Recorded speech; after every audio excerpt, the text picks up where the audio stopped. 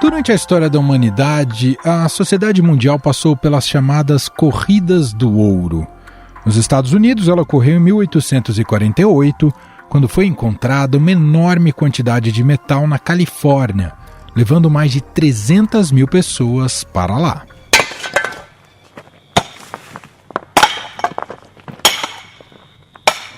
Aqui no Brasil, a primeira corrida do ouro ocorreu entre o final do século XVII e a primeira metade do século XVIII.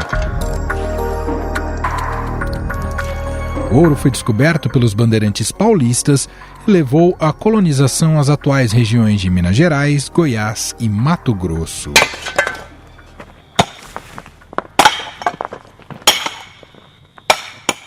Mas houve uma segunda corrida pelo ouro no Brasil. Entre 1981 e 1992, milhares de homens migraram para a Serra Pelada, no Pará, em busca do metal.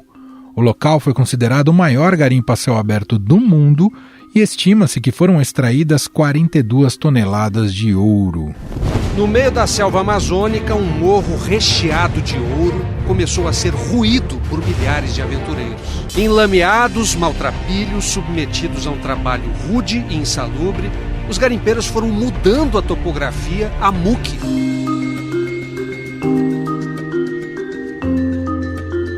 Atualmente podemos dizer que o mundo passa por mais uma corrida do ouro, mas dessa vez negociada no mercado financeiro. O atual conflito do Oriente Médio envolvendo Israel e o Hamas, com a possível entrada de outros atores, como o Irã, fez com que os investidores buscassem segurança e proteção neste tipo de ativo. Quando surge uma crise, os investidores correm para o ouro. O ouro está com a cotação alta esse ano? Pois é, ruim para comprar, mas bom para vender. Além disso, a combinação de inflação persistente, emissão massiva de dívida e impressão desenfreada de moeda pelo Banco Central americano, com o aumento da dívida pública, está empurrando os investidores para metais preciosos e outras mercadorias. Essa desconfiança sobre a economia americana e a forte atuação dos bancos centrais para reforçar suas reservas levaram o ouro a atingir o maior valor da história. O preço do ouro subiu para uma máxima histórica esta semana e o motivo foi o Banco Central americano. O metal quebrou a marca de $2.400 a onça Troy, que é a medida que representa 31,1 gramas.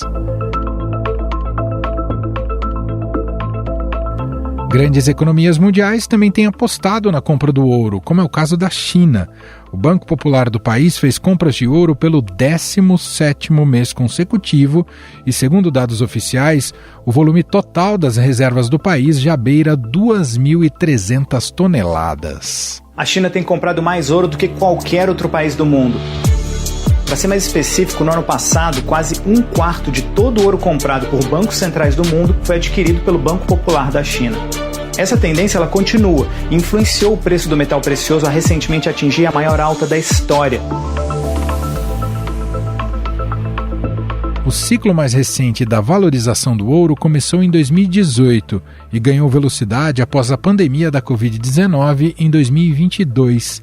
Nesses momentos, os investidores ficaram preocupados. Uma corrida às compras de ouro funciona como um porto seguro. A produção anual de ouro no ano passado foi superior a 4.800 toneladas. Desse volume, 75% é oriundo de extração das minas e 25% de metal reciclado. A fabricação de joias fica com quase metade, seguida pela venda aos bancos, barras e moedas, bens de alta tecnologia, ativos financeiros e aplicações industriais. Mas existe uma questão a ser enfrentada. Há uma deterioração das atuais minas e depósitos minerais e uma escassez de novas descobertas. Mesmo assim, as atuais mineradoras têm crescido e investido na produção de ouro pelo mundo e pelo Brasil. Várias mineradoras estão tocando novos projetos no país. É o caso da peruana Rothschild, em Goiás, da Cabral Gold, no Pará, da Aura, em Matupá e Borborema, e da Giminim, também no Pará. cerca de 90% do volume produzido pelo país é exportado. No ano passado foram quase 78 toneladas embarcadas ao exterior. Esse processo de expulsão dos garimpeiros em terras Yanomami. Mais de 500 soldados foram mobilizados na ação.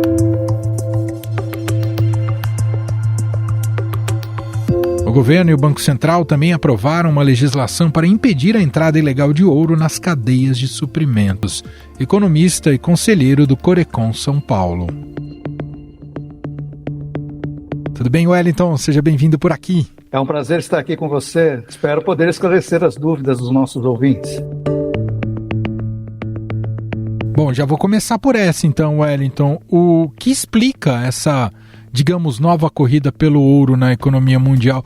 Tem a ver com inflação? É mais do que a inflação, né? São os problemas geopolíticos que nós estamos enfrentando no mundo de hoje, né? Que nós temos só esse ano nós temos mais de 60 países que vão passar por processos eleitorais. Nós temos a questão da taxa do Fed, né, dos Estados Unidos, que há uma forte tendência de baixa para abaixo de 2%, né, até o final de 2024. Há uma forte tendência também para os investidores internacionais e institucionais em proteger os seus investimentos. E, além disso, nós temos também vários conflitos, né, militares pelo mundo. O dólar ele começou a subir a partir de fevereiro de 2022, quando começou a guerra da Ucrânia com a Rússia, né? De lá para cá, vários países como a Turquia, a Índia, a China, a Rússia e todos os países que não têm afinidades políticas com o governo americano tem adquirido novas reservas cambiais, principalmente de ouro, né, para aumentar suas reservas e ficar menos dependente do dólar e de possíveis sanções políticas e econômicas do governo americano. Wellington, é também, de alguma maneira, puxando o fio dessa história recente, tem relação também com a maneira como os países lidaram com a pandemia, essa valorização do ouro? Esse histórico tem conexão com esse momento atual? Não temos nenhuma pesquisa referente ao assunto que a pandemia influenciou o impacto do aumento do ouro.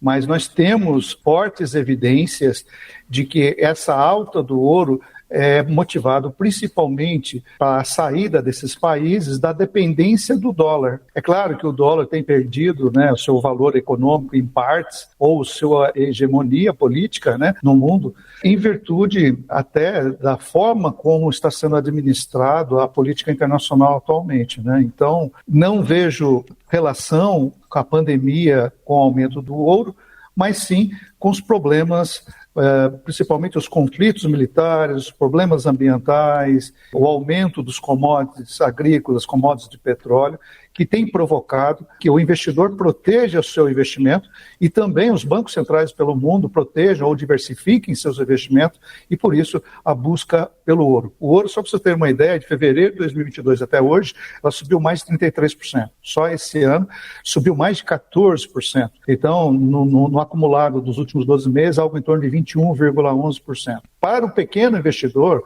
é claro que eu não aconselho investir no ouro, né? Investir, talvez, em criptomoedas que sejam lastreadas em ouro, stablecoin, ou a Pax Gold, né? Que é uma criptomoeda que também subiu 20,48% em 12 meses, que está atrelada ao ouro, mas são outras opções. Já para o investidor institucional e bancos centrais, ela é muito interessante. Então, quanto maior o aumento de reserva de ouro, maior é o poder econômico daquele país e maior será a sua influência sobre a política internacional. Wellington, a ação da China em comprar mais ouro e tem comprado de forma consistente e constante, de alguma maneira pode ser considerada também como algo intencional para gerar mais desconfiança sobre seu rival econômico, os Estados Unidos? Sim, com certeza. Ela tem comprado na média de 160, 170 toneladas mês. Nos últimos 18 meses ela fez compras nessa ordem. Ela tem a sexta maior reserva de ouro do mundo, perdendo para a Rússia, Itália, França, Estados Unidos e Alemanha, né?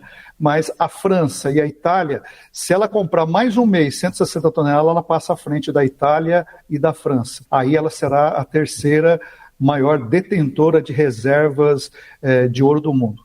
Hoje ela tem por volta de 72 milhões de onças Trey, né? Para o nosso ouvinte entender, uma onça Trey ela tem 31,10 gramas, né? E que custa hoje em torno de $2.400, $2.411, é o que está a onça Trey hoje, né? Entendi. Outros metais preciosos acabam ganhando valorização por tabela, como a prata, e tem relação com essa alta do ouro também? É o mesmo movimento, é a mesma natureza, não? Não. Existem conselhos diferentes, né? Existe um conselho mundial do ouro, né? Ele é à parte, né, da prata ou de outros ativos minerais. Quando a gente fala em ativos minerais, o Brasil, por exemplo, é a 9ª maior exploradora de ouro do mundo, né? Na exploração do minério. Mas em reservas ela é muito baixa, ela só tem 130 toneladas de ouro, né? Então, ela não pode ser comparada com a China, por exemplo, que está com 2.335 toneladas de ouro, a Rússia, 2.465 toneladas de ouro. Então, essas duas potências, visto o embate comercial entre Estados Unidos e China, tem provocado com que ela compre cada vez mais ouro para fortalecer a sua economia e ficar cada vez menos dependente do dólar americano. Apesar de representar muito pouco, né? Mesmo esse volume, apesar de ser grande, representa apenas 4% do total de investimentos da China no mercado internacional. O senhor fala em proteção. A compra do ouro se dá daquilo que é explorado e colocado no mercado de ouro, se dá em larga medida, a compra se dá pelos bancos centrais dos países, quer dizer, pouco se vai à indústria e a maior parte é adquirida por esses bancos centrais como investimento, Wellington? É como uma diversificação de investimento, com uma reserva de longo prazo para os momentos incipientes que nós vivemos hoje, né? Quer dizer, então, as incertezas provocam a busca por ativos financeiros mais sólidos, como é o caso do ouro, mas não só o ouro, né? Outros ativos também, né? Mas o ouro é um determinante principalmente para bancos centrais pelo mundo, visto que os CDBCs, né, que são as criptomoedas dos bancos centrais, ainda não entraram em vigor, né? Então, sendo feitos os testes de estresse, e assim que entrar no mercado também será um ativo também considerável. Mas enquanto não entrar, o ouro ele é um bom atrativo de investimento de longo prazo. Essa alta demanda acaba também motivando o mercado ilegal do ouro, Wellington? Sim, se imaginar que uma onça, né, apenas 31 gramas custa $2.400, né, quer dizer, a corrida pelo ouro tende a aumentar. A ilegalidade também. Eu acredito, não sei o percentual ilegal que é transacionado no mundo, no mercado de ouro, mas é um percentual considerável. Como é que o senhor enxerga impactos em relação ao Brasil? Como é que o Brasil se posiciona em relação ao mercado de ouro global e se tem essa corrida pelo ouro tem algum impacto na nossa economia? Na realidade, eu tenho visto mais a corrida pelo ouro por bancos centrais do exterior, né? Como a Turquia, a Índia, a China, o Irã, Iraque, a Rússia, Turquemenistão, a Líbia. Então, eu tenho visto mais países do Oriente Médio e da Ásia buscando suas reservas, ou aumento das suas reservas em ouro. Não tenho visto, por parte do governo brasileiro, tendências de aumentar suas reservas em ouro. Ela está estável já há muito tempo, né? Não é de hoje. O ano passado, eu acredito que não teve nenhuma compra de ouro por parte do Banco Central do Brasil, né? De um total de 1.037 toneladas foram vendidas no passado. Eu sei que 245 toneladas foram compradas pela China, né? Então, 1/4 foram comprados pela China. Mas os outros, eu não vejo um impacto considerável no Brasil.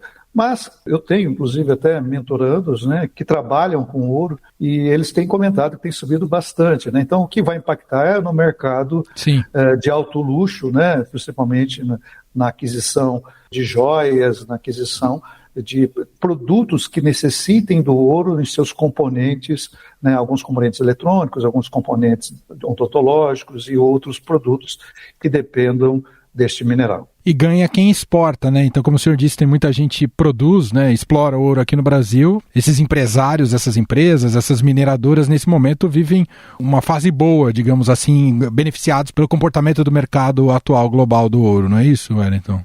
Exatamente. Então, o mercado de minério do Brasil, que é o 9º maior do mundo, depois do Brasil é Singapura, então o Brasil está muito bem colocado nessa questão da exploração do minério e na exportação do minério. E isso ajuda nas reservas brasileiras, ajuda no mercado internacional, né? Na balança comercial brasileira, porque ela acaba impactando, né, no sistema de pagamento internacional. Bom, para a gente fechar, o senhor citou que o ouro é muito sensível a questões geopolíticas. A gente pode imaginar se, além desses conflitos, que ainda não tem um prognóstico muito positivo se vai ter uma resolução a curto prazo, mas imaginando que esse fosse o caminho e que uma estabilização inflacionária nos Estados Unidos, o patamar desse ouro rapidamente cairia, do valor desse ouro cairia, Wellington? Eu não vejo nos próximos 24 meses a queda do valor do ouro. Eu vejo a alta do valor do ouro em razão, principalmente, porque os conflitos tendem a aumentar e não diminuir, né? Não vejo tendências de soluções a curto prazo e vejo talvez queda nas taxas de juros nos Estados Unidos para poder impulsionar a economia, melhorar a gestão da economia. Isso vai fazer com que o investidor institucional queira buscar mais ouro ou comprar mais ouro. E uma outra coisa que tem acontecido é o aumento expressivo do aumento do ouro, né, que está mais de 14% só esse ano, né? Quer dizer, então, ele está se transformando num bem de aplicativo ou de investimento, né, de curto prazo também interessante, né? Quer dizer, então pode ser que muitas pessoas ou muitos investidores acabem adotando ou especulando com ouro, né, em virtude desse aumento expressivo do ouro, né? Eu acho que mais de 20 anos que eu não vejo um aumento tão expressivo do ouro como agora, né? Então eu acredito que há uma forte tendência de alta daqui até para o final do ano e de consumo ou de aumento de consumo e de aquisição de ouro nos próximos 2 anos, visto que os próprios países já estão sinalizando isso, né? Tanto a China quanto a Rússia. Então não são só eles que estão comprando ouro, né? Estou vendo um forte impacto da aquisição da Índia, da Turquia, por parte dos BRICS, apesar do Brasil não estar adquirindo ouro, mas outros países estão. Então, essa é uma tendência natural de alta e não de queda. O JP Morgan, lá dos Estados Unidos, alega que as oscilações podem cair o preço da onça, né, Trey, para $2.153 até o final do ano. Eu já sou de uma outra projeção, acho que $2.500, $2.600 a onça, plausível, né? Visto que ainda está tendo alta aquisição. Pode ser que ultrapasse até esse patamar que eu estou estudando, né? Mas eu acredito muito na alta e não na baixa do ouro até o final do ano. Só fazer uma última pergunta, muito de ingênuo e curioso. Esses bancos centrais, eles precisam guardar esse ouro fisicamente? É meio cofre do tio Patinhas, Wellington? Sim, o ouro é a aquisição física, tá certo? Aí tem que ser depositado num cofre, né, determinado pelo Banco Central de cada país. Muito bem. Necessariamente não precisa ser no próprio país. Tem muitas reservas de ouro guardadas em Londres, né, lá, né, na Inglaterra. Então, por exemplo, as reservas de ouro das principais criptomoedas que têm lastro em ouro, a sede é em Londres, né, na Inglaterra. Muito bem, nós ouvimos aqui o Wellington Santos, economista, conselheiro do Corecon São Paulo, gentilmente aqui atendendo a nossa reportagem, ao nosso podcast. Obrigado pelas explicações, os esclarecimentos e até uma próxima, viu, Wellington? Muito obrigado, Emanuel. Até mais. Estadão Notícias. Este foi o Estadão Notícias de hoje, terça-feira, 28 de maio de 2024. A apresentação foi minha, Emanuel Bonfim. Na produção, edição e roteiro, Gustavo Lopes, Jefferson Perleberg, Gabriela Forte e Gabriel Lima. A montagem é de Moacir Biasi. E o nosso e-mail é podcast@estadão.com. Um abraço para você e até mais.